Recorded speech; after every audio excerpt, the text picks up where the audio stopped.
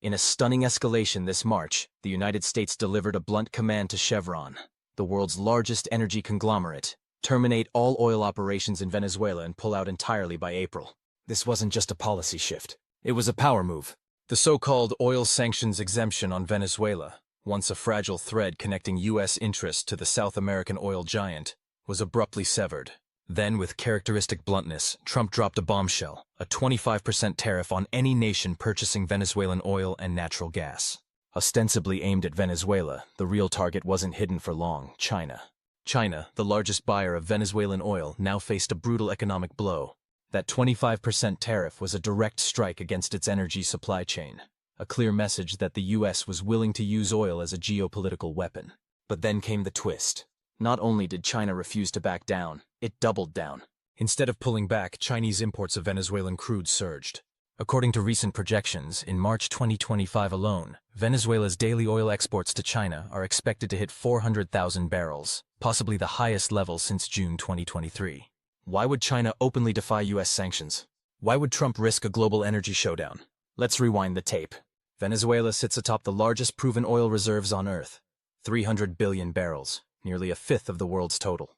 Yet, for all its oil wealth, the country remains plagued by poverty, economic collapse, and political isolation.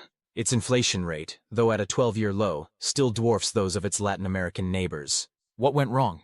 The roots trace back to 2016, when the U.S., having completed its shale oil revolution, slashed its reliance on foreign imports. As the world's biggest oil consumer stepped back, global supply outstripped demand. Oil prices crashed. Then came the hammer. In 2017, to protect its revitalized domestic industry, the U.S. imposed crippling sanctions on Venezuela's oil sector and threatened to punish any country that did business with it. Production in Venezuela plummeted from 1.9 million barrels per day to just 350,000 by 2020. Oil, once the beating heart of Venezuela's economy, now pumped uncertainty.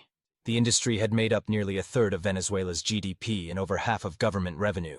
Yet under pressure, Caracas refused to kneel. In 2019, Venezuela broke off diplomatic ties with Washington, a bold and rare move on the world stage. Then, under President Biden, the tone shifted. Sanctions on Russia had tightened global oil markets. In 2022, the U.S. quietly relaxed restrictions, allowing its own companies to resume operations in Venezuela. American firms soon accounted for 25% of Venezuela's oil output and nearly a third of its exports. But that détente was short-lived. With Trump's return to office, the U.S. did an about-face.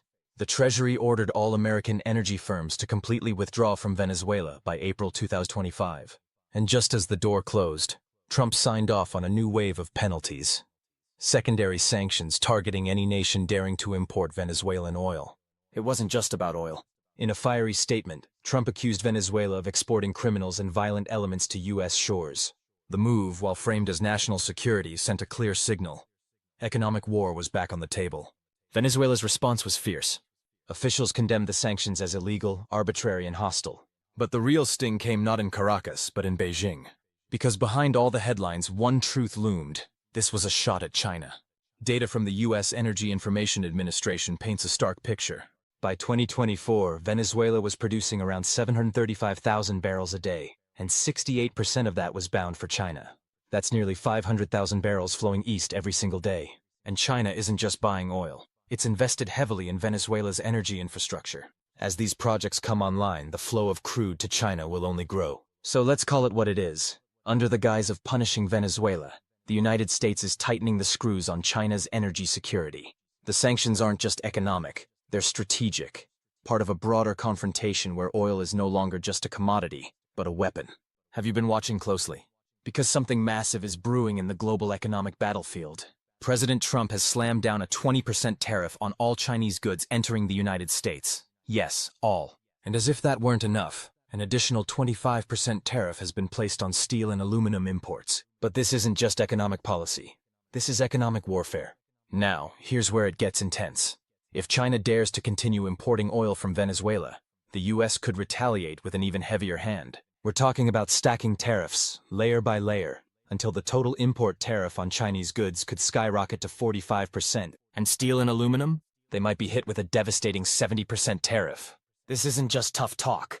It's a full-scale strategic assault on China's economic lifelines. Trump's intent is crystal clear: He's leveraging China's energy dependence, particularly its deep-rooted connection with Venezuela, to tighten the noose. Venezuela isn't just another oil supplier for China, it's a critical strategic partner. And by targeting that relationship, the US is hitting China exactly where it hurts. This is more than a trade dispute. It's a geopolitical chess match. The sanctions against Venezuela have become a powerful new weapon in the larger trade war, and the US isn't being subtle about its targets. Specific Chinese refiners, key players in Venezuela's oil trade, are being named and sanctioned. It's a warning shot with a clear message: step back or pay the price. The goal? Disrupt China's supply chains, block their access to cheap energy, and ultimately, force Beijing into submission using the sharp edge of secondary sanctions. And it doesn't stop there. If China continues to resist, the tariffs could rise again, to 60%, even 100%. Trump said it himself during his campaign, and now, step by step, he's making good on that threat. China, however, isn't standing still. As Venezuela's most loyal economic partner, China has poured more than $55 billion into its development, much of it into oil infrastructure. They've built an oil-for-loan system that's kept Venezuela's energy sector afloat, and with China's manufacturing engine consuming vast amounts of energy, cutting ties with Venezuela isn't just difficult, it's unthinkable. So how has China responded? They've doubled down. Even after the US declared that countries buying Venezuelan oil would face a 25% penalty, some Chinese traders increased their imports. According to customs data, Venezuela's daily oil exports to China reached a record high in March, up to 400,000 barrels a day. That's defiance, plain and simple. And let's be honest, China knows the US will find a way to impose tariffs, Venezuelan oil or not, so they're fighting back. Hard. China slapped its own tariffs, ranging from 10% to 15%, on a wide range of American goods, including energy products, agricultural machinery, and a jaw-dropping 7-Eleven agricultural items. U.S. car exports to China plummeted by 70%. American automakers felt the pain. And here's the kicker: American consumers are the ones footing the bill. That 25% tariff on Chinese imports? It means U.S. families are spending an extra $5.2 billion per year on fuel. Over 250,000 oil and gas workers in Texas are now looking over their shoulders, wondering if they'll be the next to lose their jobs. But while the U.S. throws up roadblocks, China is quietly building a new network. Brazil and Argentina have joined its energy cooperation initiatives. Chinese engineers are laying submarine cables and building a new global infrastructure. Infrastructure plus energy, a model that has already helped Venezuela boost its non-oil exports by 67% in just one quarter. The transformation is underway. The old resource curse? It's being rewritten. And don't forget, China isn't putting all its eggs in one basket. Its oil supply is global, diversified. Through the Belt and Road Initiative, China has built a vast web of suppliers. Its crude oil imports from Russia have surged past 46 million tons. It's also inked an energy deal with Saudi Arabia worth hundreds of billions of dollars. In short, China is preparing for the long haul. And it's not afraid, but the US pressure keeps coming. Venezuela isn't the only target. Iran is also in Washington's crosshairs. In March, the US Treasury dropped the hammer on Chinese companies importing Iranian crude oil.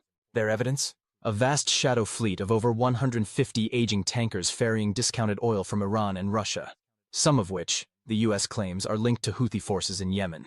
According to US officials, these tankers moved roughly $500 million in crude oil, some of which allegedly funded hostile militant groups. The result? A Chinese terminal that received this oil was sanctioned immediately. The message is clear. The US is tightening its grip on China's energy arteries. But the world is watching.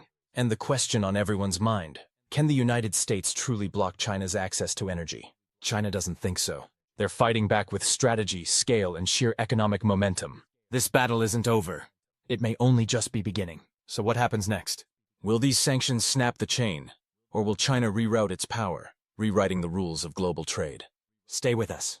We'll keep bringing you the real story, the strategies, and the stakes. Because this is more than politics. This is the future of global power. Don't forget to subscribe and turn on notifications so you never miss a beat.